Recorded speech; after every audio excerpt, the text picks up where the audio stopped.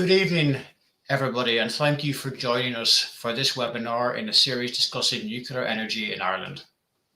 My name is Alan Carson, and I will be your host as we discuss nuclear power's inclusion in the EU Sustainable Taxonomy. You may be aware that the construction of a nuclear power station in Ireland is currently prohibited under two pieces of legislation, the 1999 Electricity Regulation Act and the 2006 Strategic Infrastructure Act. This ban on nuclear power is contained in two simple paragraphs that could be removed by a simple Dáil vote. Ireland urgently needs to assess all energy technologies for the role they may play in delivering affordable, clean and stable electricity here as soon as possible. However, it is not credible that nuclear energy would be assessed for its ability to deliver such electricity on an equal footing with other energy technologies while these bans are in place. Given the importance of this work and that it would take approximately 12 years to begin producing electricity from an Irish nuclear power plant, it is essential that this all-inclusive assessment takes place now to give sufficient time to deliver an affordable and reliable clean energy future. 18for0 is a voluntary group of energy sector professionals advocating for the repeal of this legislation to enable this important work to begin. Today's discussion is in relation to the recent news that nuclear power has been included in the EU Sustainable Taxonomy, and I am delighted that we have two fantastic speakers to help us understand what this means. Firstly, Billy Kelleher will outline what the EU Taxonomy is, and that will be followed by Jessica Johnson, who will describe in more detail on why nuclear has been included. However, firstly, I just want to address some quick housekeeping. This session will be recorded, and a link to that recording will be sent in the coming days to all of those who have registered. Each speaker will speak for up to 15 minutes, and the remaining 30 minutes of this session will be provided for a Q&A session to answer your questions. Now, those of you who have attended previous webinars will notice that this evening we are trialing a different format. Therefore, please type your questions related to this evening's topic into the comments below the video on YouTube and indicate if you have a preference for which of us should answer the question. Please also note that you will be required to sign into YouTube in order to do this. I will endeavour to read out as many questions for the speakers as we have time for. However, please feel free to contact us after the event with any unanswered questions you have for 18for0. So, enough of listening to me and on to our first speaker. I'm absolutely delighted to introduce to you Billy Kelleher. Billy is an MEP representing Ireland since 2019. He was previously a TD for the Cork North constituency, a Minister of State for Trade, Commerce and Labour Affairs, and a Senator. He's a member of the European Parliament's Committee on Economic and Monetary Affairs and a substitute for the Committee on the Environment, Public Health and Food Safety. Billy, with that, the stage is yours. Thank you very much indeed, and welcome to everybody who's joined the webinar. Just to say at the outset, you know, when we talk about nuclear and when we talk about its inclusion in the taxonomy, I think it's very important that we first and foremost define what the taxonomy is. And it's a word that is very intimately known in the European Parliament, but probably beyond that, not very well. So the taxonomy primarily is a classification process. Effectively, in July 2020, the European Commission published its objectives around the whole issue of the Green Deal, and the taxonomy was part of that. Now, the real reason the taxonomy is important is, first and foremost, we have to classify and identify what is considered sustainable in terms of the Green Deal. So the Green Deal is about primarily our targets and our ambitions around reducing our carbon emissions to net zero by 2050, and that is so the Green Deal is the European policy that underpins that. Of course, this will require an awful lot of investment and capital investment in particular. So it then relies that to get investment, particularly private investment, into the whole area of the Green Deal, well, then there would have to be a classification process in place. In other words, we would have to identify what was considered sustainable and what would be compatible with the goals of the Green Deal and the ambitions that underpin it. So the regulation, the taxonomy regulation that came into force in 2020 just describes a framework for classifying economic activities in the EU that are sustainable or green. And the regulation has 6 objectives for sustainability. 1, climate change mitigation, climate change adaptation, sustainable use and protection of water and marine resources, transition to a circular economy, pollution prevention and control, and then protection and restoration of biodiversity and ecosystems. So they are the overall 6 objectives of the Green Deal. And of course, then what we have to do then is to try and classify what they are, so that companies and investment firms and investment houses can then identify projects or entities that are compatible with these objectives. And that then is the idea behind that, is once you've identified that, there will be an incentivization to invest in those particular entities or companies. To be classified as sustainable, the economic activity must first contribute to one of the 6 environmental objectives I've just outlined, or else there's a very important clause that's used quite a lot in the Parliament as well around this particular issue, and that is do no significant harm to any of the 6 environmental objectives. In other words, that you are, like, while you might be doing good in one area, but you can't be doing any significant harm to any of the 6 objectives to qualify to be considered sustainable and compatible with the aims and objectives.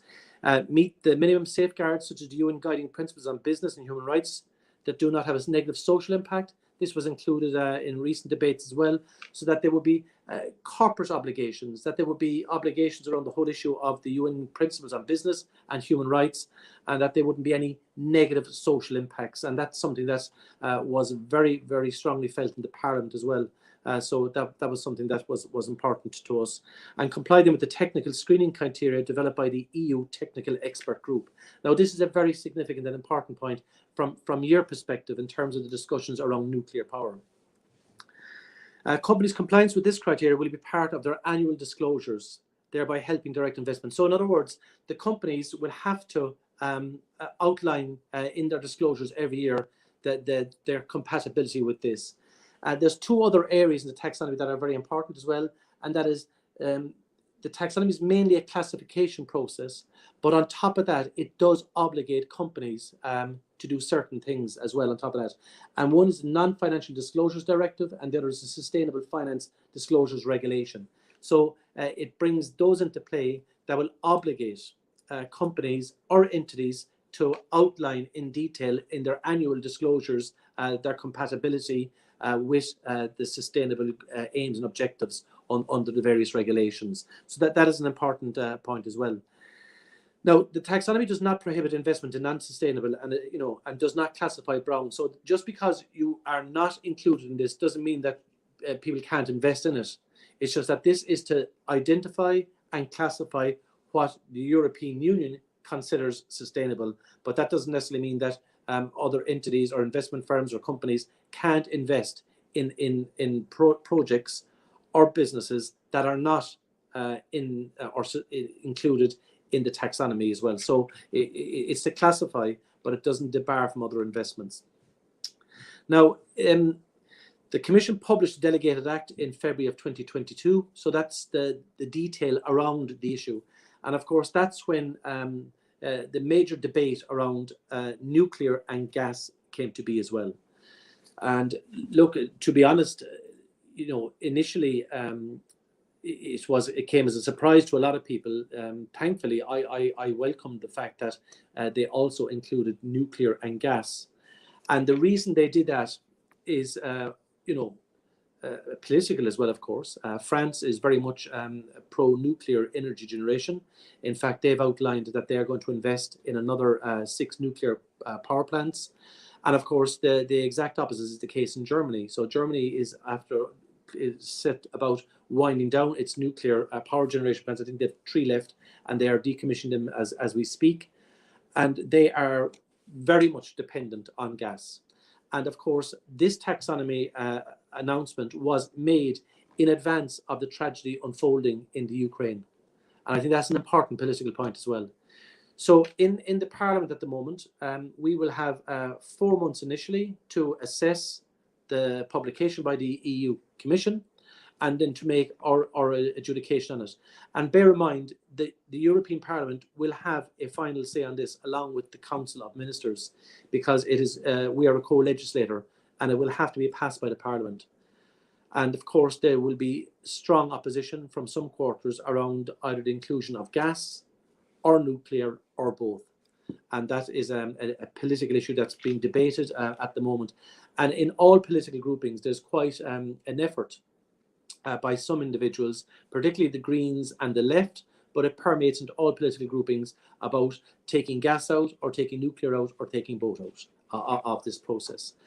I have supported the inclusion of nuclear even in advance of the publication by the Commission in February, because I felt it was important that, you know, we accept and base our assessments not on emotional issues or on ideological issues, but we look at it from the scientific perspective. Of course, when you look at nuclear and its capacity to generate electricity carbon-free, it is a very significant contributor to carbon-free electrical generation in the European Union.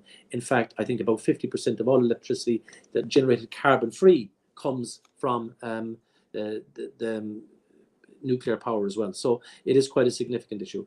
I don't want to discuss gas much, but it is part of this whole political debate. So even tonight is about nuclear. Gas, you know, is a fossil fuel. It does contribute to carbon emissions, but it contributes half as the amount of coal or lignite. So equally, that is seen as a transition fuel as well.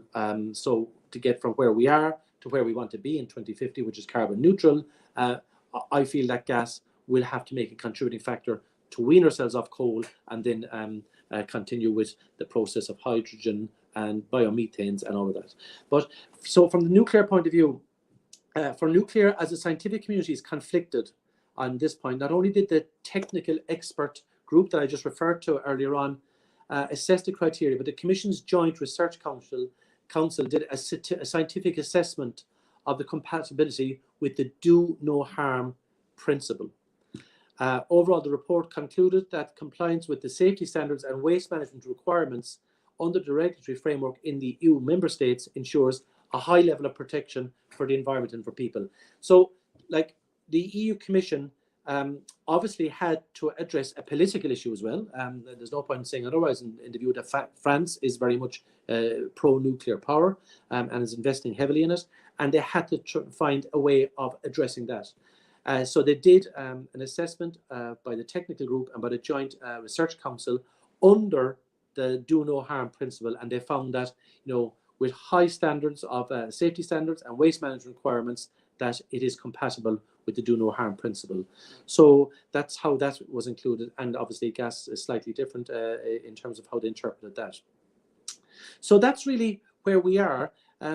There will be, and what I think is a significant issue, there's going to be a requirement for massive investment to transition our economies from fossil dependency to fossil free, carbon free by 2050. So we do have to have the classification system in place. That will give companies confidence. It will give investors confidence as well that we have a defined classification system around what is sustainable. And this will obviously mitigate against potential greenwashing as well. And then there will be the obligations for disclosures by the companies, by financial entities around the Non-Financial Disclosures Directive and also the Sustainable Finance Disclosures Regulation. So in other words, your annual returns, you will have to outline, you know, where your investments are going to or coming from in the event of you being invested to, and the companies and what their activities are and how compatible they are with the various aims and objectives as outlined in the taxonomy itself. So that is the taxonomy from that perspective. Now, when I look at this, as I said, I try and base my assessment on science, not on emotions or anything else. But there is strong ideological views around nuclear. There's the historical context as well around the campaigns that were fought many, many years ago around the whole issue of nuclear power. We had that debate in Ireland, Karen Soar point many, many years ago. So it is a significant issue. Of course, what is interesting is that we will be laying a cable from Ballycronin Beach in East Cork to France, the Celtic interconnector, which will be capable of importing electricity and equally exporting electricity. But I mean, the importation of electricity will come from France, which primarily is increasing its nuclear electrical generation capacity. So we will be actually purchasing. So obviously, you know, while Ireland is legally debarred from having, and now, of course, that only takes an act of Parliament to change that, an act of Dáil Éireann and Seanad Éireann, but in the meantime, we are using nuclear powered or nuclear generated electricity on a daily basis, already purchased from the UK, and that is a fact. Just finally, while the nuclear power issue, and we can go through the technicalities of it, what I also feel is significantly important in ensuring that these are in the classification process is to allow not only investment in nuclear power itself, but also in the whole area of research. And I think that nobody should lose sight of the importance of that. You know, and people can have their own views on nuclear.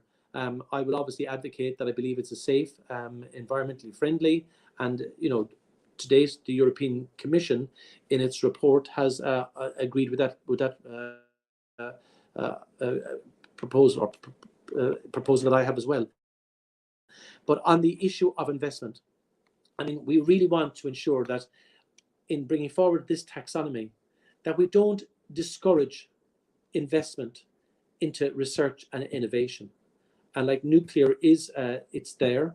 We want to obviously continue with the development of research and innovation around nuclear, both in terms of the actual processing itself, but also in terms of how we deal with the waste and maybe the reusing of waste and diminishing the amount of waste in effect. So all of these things are important from the point of view of nuclear. So look, that's the taxonomy in a 10-minute intro.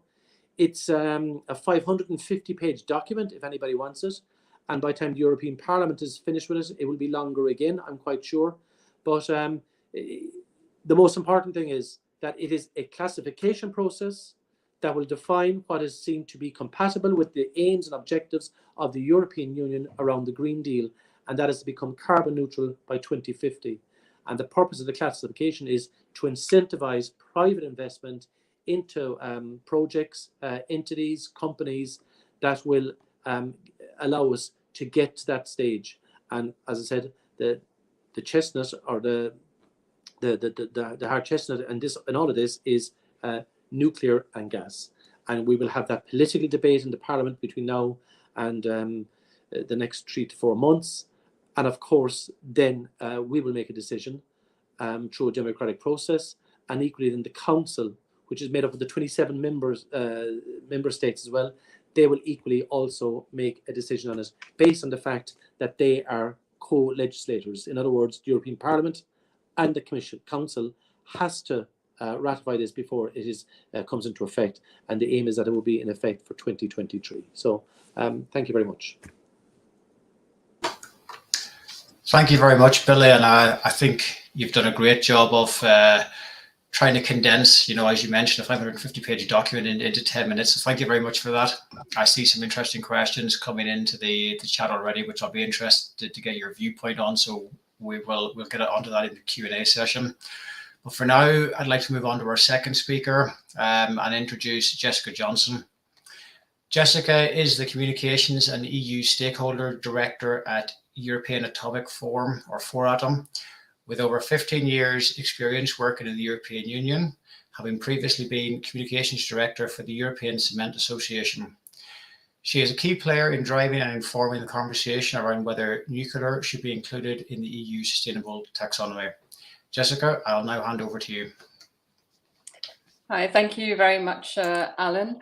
So I just wanted to quickly start explaining what we had been calling for from the very beginning of the process. So this is something that we've been working on for over 2 years.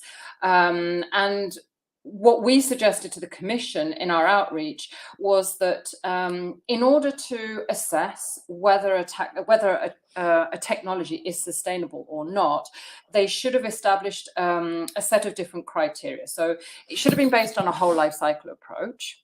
And then they should have looked at each technology and tried to make some of these calculations. So it was as Billy was saying, so they had all these different environmental aspects that they wanted to take into account to make sure that technologies didn't cause them any harm. So this is why we were saying, okay, we'll focus on the criteria first and then assess each technology within the energy sector against those criteria. So here you have an example of some of the ideas that we put on the table. So we were suggesting, look at the volume of raw materials that is consumed per technology to generate for each megawatt hour generated. What is the volume of water consumed to generate that amount of energy? How much land does each technology require to produce that amount of energy? What volume of toxic, hazardous, radioactive waste is generated to produce that amount of energy? So our suggestion was really to start from the criteria and then, using a life cycle approach, assess each technology against it. So you would have then had kind of a table which shows that some technologies have more of an impact when it comes to raw material consumption, others require more land, others generate toxic hazardous waste, and others, like nuclear, generate radioactive waste. But it would have kind of shown that all technologies have their pros and cons.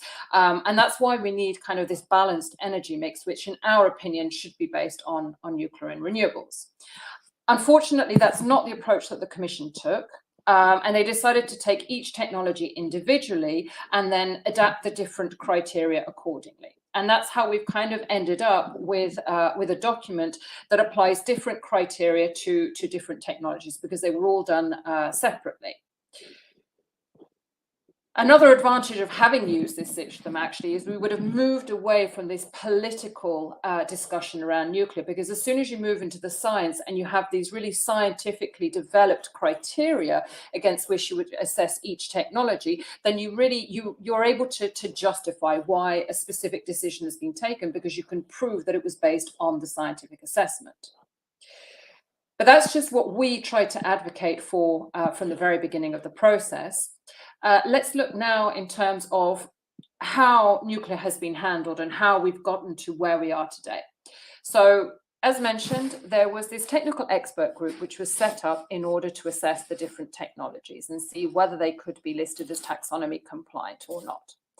The technical expert group did do some work on nuclear, but they were extremely divided on the issue. As a result, they went back to the Commission and they said, look, we're not the experts in nuclear. It's a highly technical field, and therefore we recommend that you, the Commission, ask a group of experts with an in-depth knowledge of the nuclear life cycle to assess nuclear against the taxonomy.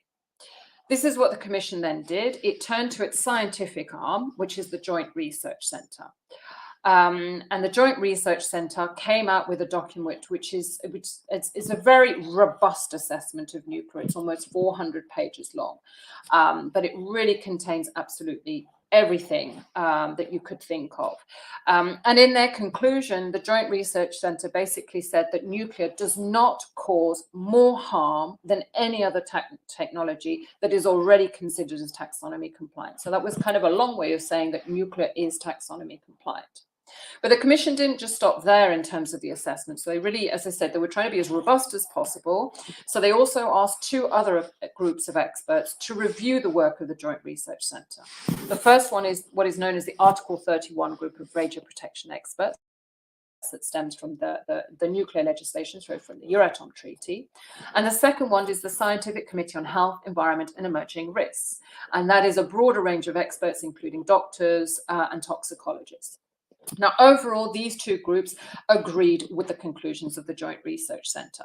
The second group, the Scientific Committee, they did raise a couple of questions with regards to uranium mining. How could we be sure that uranium that's extracted outside of Europe meets environmental requirements, etc.? But I think the questions that they raise actually relate to all technologies. As we know, technologies such as renewables, they also use a lot of raw materials that are not available in Europe. So the questions are similar for all technologies. And so it was a valid question, but within the grand scheme of things, it was not one that had been raised for other technologies either. As a result of all of this, the Commission then came back at the end of last year, and literally at the end, it was the 31st of December, 5 minutes to midnight, and they put out this complementary delegated act, which included nuclear, subject to very stringent requirements. Obviously, the story is not ended there because, as Billy mentioned, the Parliament and the Council still need to adopt this complementary delegated act. So we expect to see this file closed one way or another by the autumn of this year.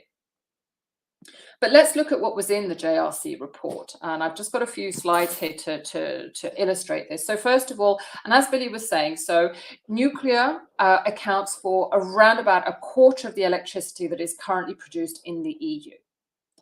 In terms of low carbon electricity generation, you can see here that it's for 2018, the information from the IAEA in terms of advanced economies, nuclear accounts for 40%. So that is a very high share. In terms of the EU, nuclear actually accounts for 50% of the low carbon electricity generated in the EU. So it is a very important contributor when it comes to low carbon electricity generation. And ERGO clearly has an important role in terms of achieving our decarbonisation goals. Here you have some information from the JRC report, which shows the life cycle greenhouse gas emissions intensity of each technology. And as you can see, nuclear is on a par with hydro and wind. This next slide, I'm sorry, I realize it's not very easy to read, but it's been extracted from the JRC report. This slide relates to water consumption. There's been a lot of discussion around nuclear. Does it consume a lot of water? We have to make a distinction between water that is extracted and then returned and water that is actually consumed.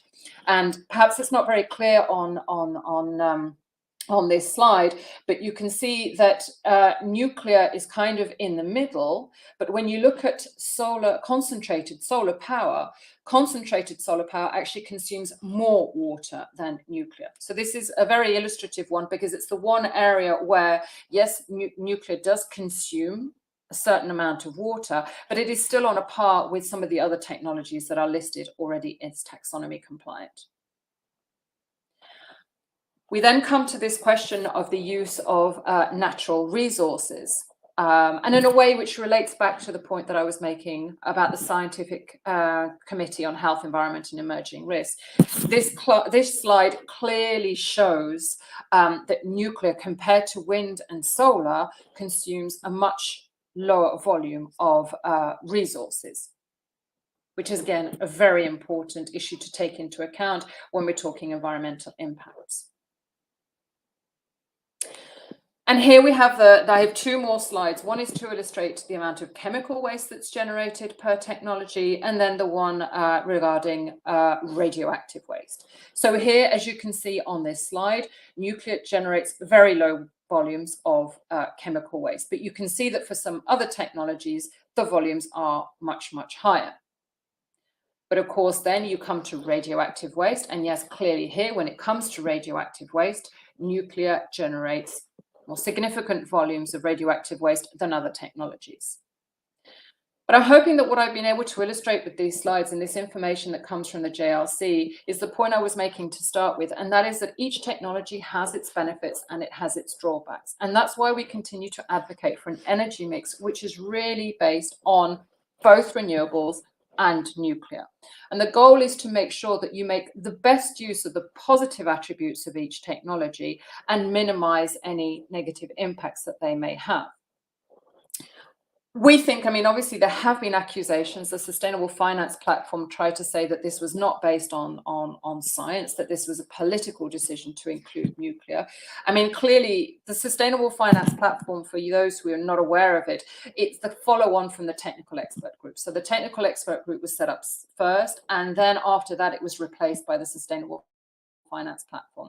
So we're kind of a bit surprised when we hear these comments coming from the platform that this is not science-based, because at the end of the day, what the Commission did was it took on board the advice of the Technical Experts Group, had this really robust assessment undertaken, and it was undertaken by its scientific arm, and yet still we keep hearing these comments, oh, this is a political decision, not a technical one. I think this 400-page report from the JRC makes very, very clear that nuclear is sustainable, and therefore it has a place, a rightful place within the taxonomy. Thank you.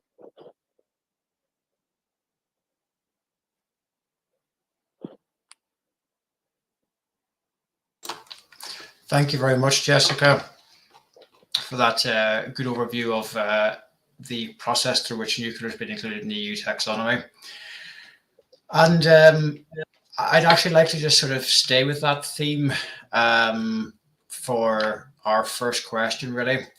And this is linked to one of the questions that we have in the chat. In relation to we've been through this process of, demonstrating the science in your slides. I know you've only picked a selection from the JRC report. There could have been many more demonstrating similar things. But the question really is around the Complementary Delegated Act has then subsequently included further conditions on nuclear. And I was wondering if you could just elaborate on those a little bit and maybe try to help us understand what they mean. Yeah, sure. I mean, we understand, obviously, what the Commission has been trying to saying is, we shouldn't be maintaining the status quo. So yes, you are included in the taxonomy, but we are still going to impose stringent requirements so that you can continue to improve, as it were. So I think, yes, the Commission's right. Everything that going towards 2050 should be continuous improvement. We should aim to reduce our environmental impacts as far as possible. But then we come to these technical screening criteria that the Commission has put forward for nuclear, and they're not really aligned with what the Joint Research Centre had proposed. I mean, in the Joint Research Centre document itself, they included some suggestions for technical screening criteria that the Commission could take on board. Unfortunately, the Commission decided not to take them on board. We also have to bear in mind that when they put together this document, the Directorate General in charge of this file is DG FSMA, so it deals with financial services. It was not DG Energy, which deals with energy matters and has the nuclear people. So we also recognize that it was not necessarily the experts who were drafting this criteria, and that's how we may have ended up with some misunderstandings. Notably, for example, in relation to accident-tolerant fuels, there has been a bit of a misunderstanding around their commercial availability, which is unfortunate. I think if they had checked colleagues, perhaps this would have been avoided. We also respect, so they have this, they recognize that deep geological repositories are a safe and sound solution for the long-term management of highly radioactive waste. So that is positive that they recognize that as a solution. It's not the only solution, but at least the Commission is recognizing this. But they've kind of put this date in place and said that by 2050, these repositories need to be operational. I think what they haven't taken into account there is for member states like Poland that have yet to start building nuclear power plants, they're not actually going to need the repository in 2050. So they're asking countries to build a repository which essentially could lie empty for many years afterwards. So it's just things like that that we think, we respect that the Commission wanted to have criteria that would push the industry to do more, but sometimes we feel that the criteria perhaps go beyond what is realistically achievable or what is needed. As I said, in terms of 2050 for a deep geological repository in Poland, it's perhaps the focus should be on having the repository operational when it is needed, rather than just putting in a specific date, if I can put it that way. Great, thank you. I think that answers the question, and I'd just be interested in seeing if Billy wanted to come back in on that. Specifically, I'm thinking about the points he made about sort of the need for including of nuclear research and moving that forward also. What implications this might have for that? Yeah, I mean, like, one of the difficulties, of course, with this particular file coming through the Parliament and Council is it is a political issue. So, I mean, arbitrary dates are probably put in for reasons, sometimes political reasons, to give to allow political groups or individuals who may be opposed to it at least some cover in terms of getting them on board. I mean, there's also an additionally the recognition of some investments in nuclear is also there's a sunset clause in some areas already being proposed. So, for example, as far as I know, new nuclear power plants will not be considered sustainable after 2045. And the modifications to existing nuclear power plants, so improvements, modifications, will not be considered sustainable after 2040. So there's actually sunset clauses already included in the proposal. What we need to do is try and fine-tune that to see if there's difficulties. Like, so for example, deep earth depositories for nuclear waste. You know, as you said, there's not much point in building one of them in the event of you not needing that for many years after the commissioning of nuclear power plants themselves. As I said, look, I don't want to get it discussed, the massive discussion, the issue of waste, but it is a political issue. Like, if you talk to many people, you know, you mentioned Long Island, you mentioned Chernobyl, which obviously is very much in people's minds as we speak, when you have Russian troops waiting around inside there, and also Fukushima, for example. So, I mean, they're lightning issues in people's minds. So the point I'm making is, when you enter a political debate, science doesn't always carry the day. And that's why we have to be very conscious of that. So when we're making a case, we have to make the case. I make the case based on science, but others will look at it from a very different perspective, a political perspective or an ideological perspective. And that's why it is going to be a divisive one in the Parliament. And looking at the debates today and the votes that took place previously, and the announcement by the Commission just at Christmas time just gone by, and now the actual delegated act itself being published, and a 4-month window for us to discuss it will be significant. On the issue of research, look, I mean, nobody wants a situation where, and I've made this point even to people who are opposed to nuclear power, like, nobody wants to diminish the capacity or to incentivize or diminish the incentivization of investment into areas for research and innovation. You know, we can't stop that.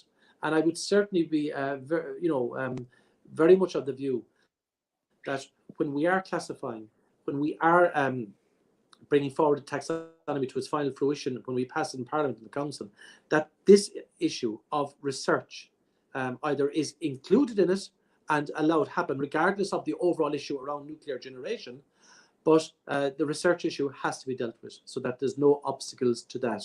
And there's an incentivization to invest into third-level facilities, into industry, to support the whole issue of research. And that, as I said, leads on to further things like, how do we deal with the issues of waste? How do we create a greater circular economy in nuclear and all the other various energy sources as well?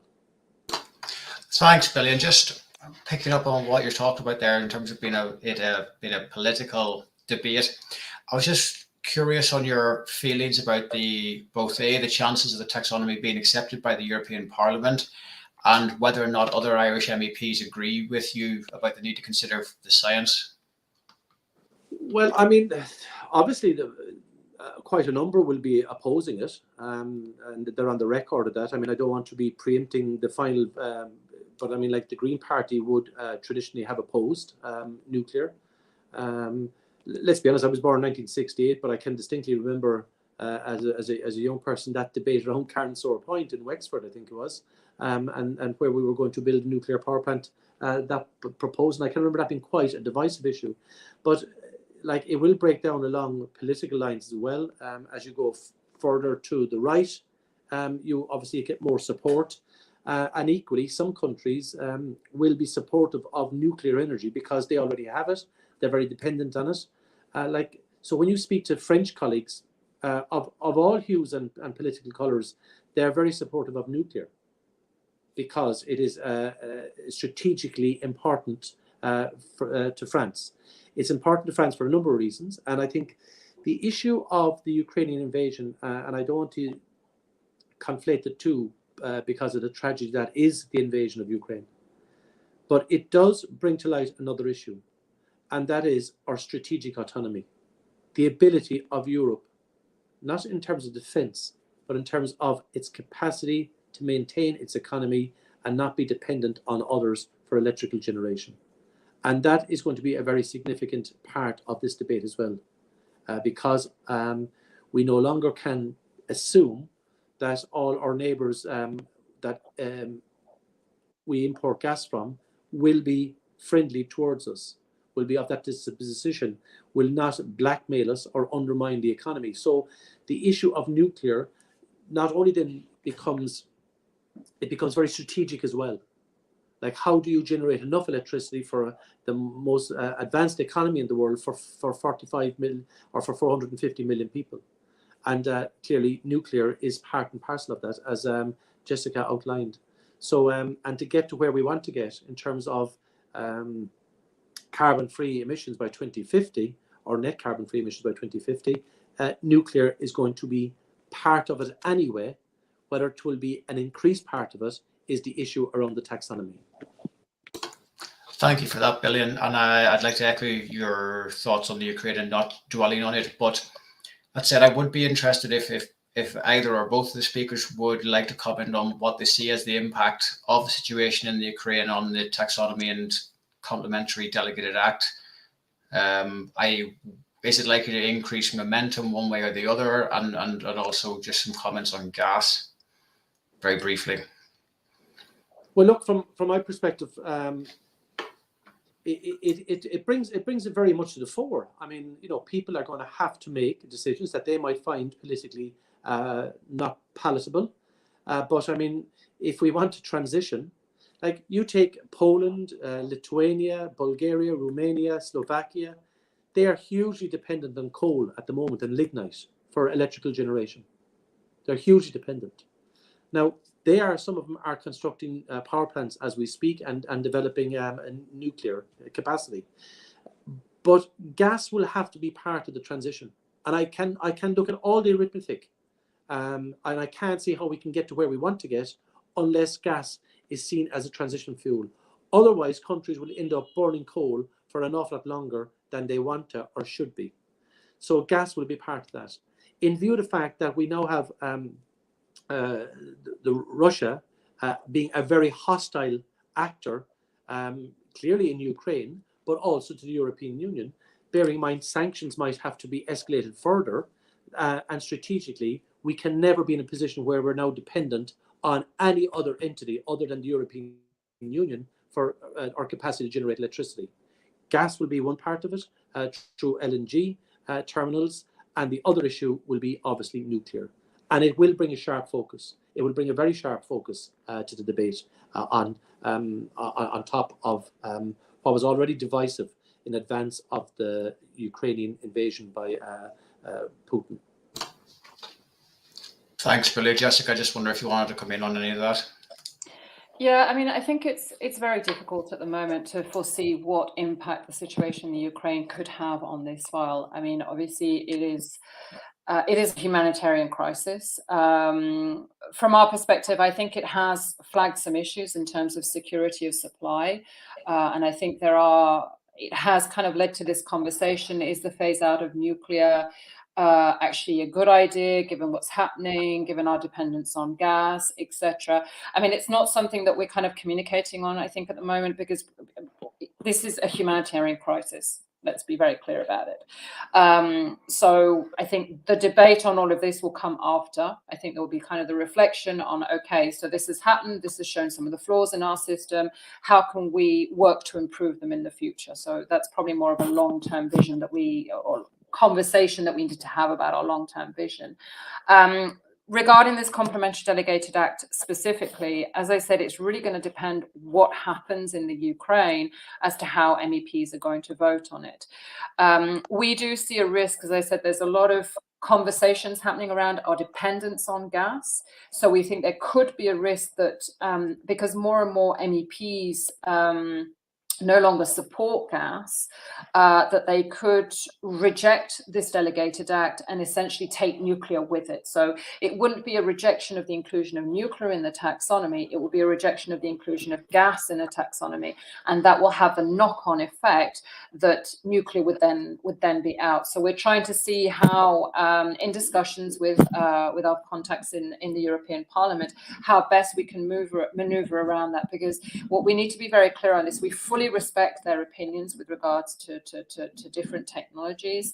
But the reality is that if this delegated act is rejected by the Parliament, that's it. The Commission's not going to come forward with another proposal. And so we hope that when it comes to it, MEPs will look to abstain from the vote so that, yeah, the number of votes needed to obtain a rejection of the CDA are not achieved. But at the same time, by abstaining, they're not saying, oh, but we fully support gas or we fully support nuclear. We're just kind of saying, okay, this might be the best option, taking into consideration that if the CDA is rejected, then that's it. Neither gas nor nuclear will be in the taxonomy. Thank you, Jessica. And I just wanted to bring this back a little bit to the situation in Ireland. And I was just curious, and it's probably more of a question for Billy than Jessica, but whether or not there's any work going on in Ireland to promote public understanding of nuclear power as a green technology, and if not, what can be done to help move that forward? Yeah, well, I mean, there is very, very little debate on it, being truthful. I mean, when we talk about nuclear power, I mean, I can remember we brought over an expert to address my political party some years ago on the issue of nuclear power. Now, I know that the ability to produce nuclear generated power from smaller power plants is now very much part of the makeup. But back then, it would require huge capital investment, massive capital investment for an economy our size. It probably didn't make sense. But I mean, we do have to accept that we can't have this hypocritical view in Ireland. And I've said this publicly on numerous occasions.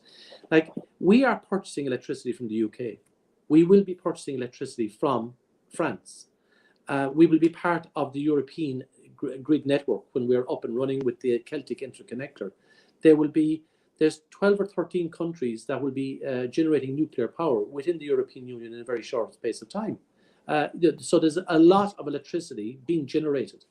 And, we can't be condemning it at one stage and at the same time sitting down by our electric fire of a cold evening, drinking a nice warm hot chocolate. And both of these things being done by nuclear power generated electricity. So, like, we have to have that debate.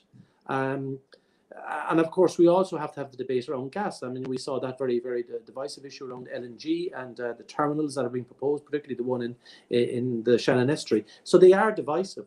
But I mean, we can't sit in splendid isolation and criticize others when we are, in effect, already using nuclear power to work our economy. And in view of the fact that we are at almost capacity in terms of our ability to keep our grid network to full, the interconnector will be very significant. And if we go as we are, and I want to go to as much renewables as possible, primarily through wind, there will be times when we'll have to backfeed from the European grid. And the vast majority of that will be nuclear power electricity when the wind isn't blowing. So, like, we are now generating up to maybe 40 to 50% of our energy requirement by wind primarily and solar, but mainly wind. That will continually increase as we start developing more wind farms offshore primarily. But there will be days when it just will not have the capacity to generate enough to keep the economy powered up, and we will be purchasing nuclear generated electricity. So we have to have that debate ourselves. Otherwise, we are standing in splendid isolation and being slightly hypocritical when we taught others that may be doing or developing nuclear. That's great. Thank you very much, Billy. And I just want to move back slightly to the Complemented Delegated Act, and maybe Jessica can address this first of all. This is kind of two questions in one, really, in terms of my understanding at least is that there was no public consultation on the Complemented Delegated Act.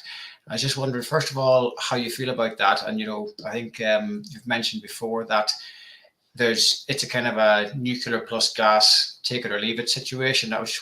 Is there any possibility of going back and removing one or the other from the CDA at this point? Maybe I'll answer your second question first. No. The issue is that the Commission sent it to the Council and to the Parliament on Thursday evening last week for what is known as this scrutiny process. So it's the process under which they either adopt or they reject this Complementary Delegated Act. So the Commission now, because it has sent the Complementary Delegated Act, can no longer pull the file. So we knew it was an option that was on the table before Thursday of last week, that it would pull it, do something different, but because it has now sent it for scrutiny, it can no longer pull that file. So the text remains as it is, and the Council and Parliament either adopt it or reject it. As I said, they cannot amend it. Regarding your first question about a public consultation, personally, this is my view. I think the Commission was wrong not to have done this public consultation. Whether we agree, whether we disagree on the inclusion or the non-inclusion of certain technologies, I think everybody has the right to express their opinion. And so it was done for the first delegated act, and we do think that it would have been appropriate for a public consultation to have been run for the second for this complementary delegated act, even if we fully respect that the clock was really ticking on this. So because of the dates with regards to when the regulation comes into operation, etc., we know that there was very tight timing on all of this, and presumably that's why the Commission didn't have the public consultation. But yeah, I mean, my personal opinion is people always have the right to express their views, and kind of taking that right away from them isn't necessarily the best way to go on such files. Thanks, Jessica. Billy, I was just wondering if you have any thoughts on that. Yeah, well, look, as I said at the outset, I mean, while I favour the inclusion of both nuclear and gas, I mean, this primarily came about at a very late stage due to the fact that Germany is winding down its nuclear generated electricity capacity. It's winding it down, and it will be more dependent on gas. France is doing the exact opposite.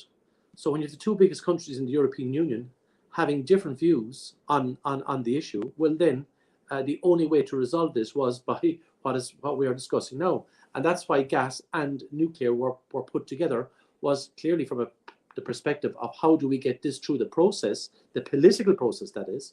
Well then, you know, you tie one to the other. Otherwise, you'd have a situation where, you know, if nuclear got through and gas is left behind, well then how does that address some of the issues around Germany's dependency on gas for the short, medium term until the transition away from it?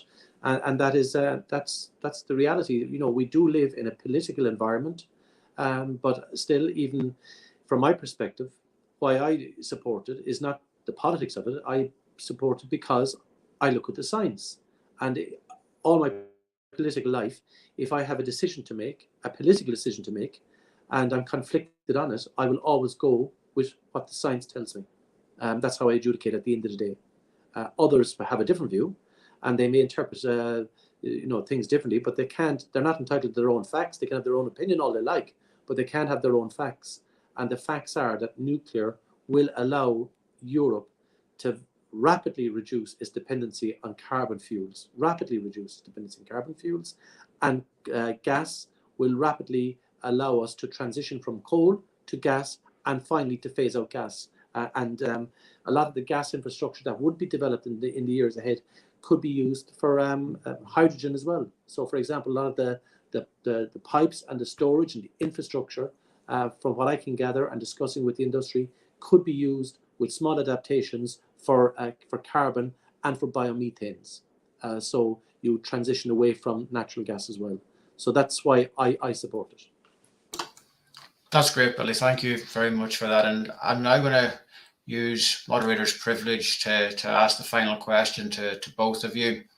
And that is, if there is one message you would like to leave with policymakers and decision makers in relation to nuclear's inclusion in the EU Sustainable Taxonomy, what would it be and why? Jessica, if we could start with you, that'd be great. Thank you. Sure, yes. So I think we need to make clear that the goal is to decarbonize our economy in a sustainable way by 2050. Let's be clear, 2050 is less than 30 years away. So if we're not ready to listen to the science today, I think we can pretty much forget those targets. Fair point. Yeah. Thank you, Billy. Well, from my perspective, I mean, the aim here is to try and save the planet, to keep the 1.5 degrees alive is the aim. It probably will be very, very difficult to achieve. But I am certain, and looking at every matrix and scientific assessment, and even mathematical assessments, without nuclear, we simply won't be able to achieve that. So we have to ask ourselves the question, if we want to live by our aims and ambitions of saving the planet from a disaster that is very evident and imminent, nuclear power will have to be part of that. And I just ask people to look at it primarily. I'm not an advocate for it. I'm just primarily look at it through the science and see that the impact it is having in terms of generating 50% of low carbon electricity is generated in the European Union by nuclear power to date. If we didn't have that, I'm sorry, we would have never any chance of getting to the targets of net carbon emissions by 2050. Thank you very much, Billy. And with that, I think we will wrap this evening up. I would like to thank everyone who joined us tonight. I think your insightful questions have driven an excellent discussion, and it's been a pleasure for me to host the event. And I do hope that you have all found the session worthwhile. I would particularly like to thank our two excellent speakers this evening, whose significant ability in presenting information and answering your questions has been very much appreciated by all. I think that they have demonstrated that nuclear's inclusion in the EU Sustainable Taxonomy is both scientifically sound and absolutely necessary if Europe, including Ireland, are to achieve their net zero ambitions. Now that the pathways to assessing green finance for nuclear power development projects have been opened, it is more important than ever that Ireland assesses all of its clean energy options on an equal footing. Given the importance of this work, and that it would take approximately 12 years to begin producing electricity in an Irish nuclear power plant, it is essential that this all-inclusive assessment takes place now to give sufficient time to deliver an affordable and reliable clean energy system. 18for0 is a voluntary group of energy sector professionals advocating for the repeal of this legislation and to enable this important work to begin. We've held several webinars addressing key areas such as energy security, financing, the skills required for nuclear power, and how to manage nuclear waste.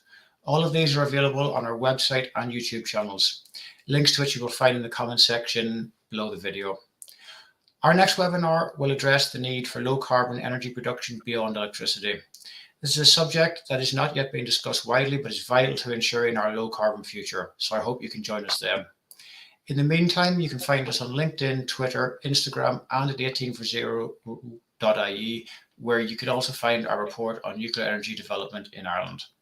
With that, I hope you have a great rest of your evening, and I look forward to seeing you next time. Thank you. Thank you.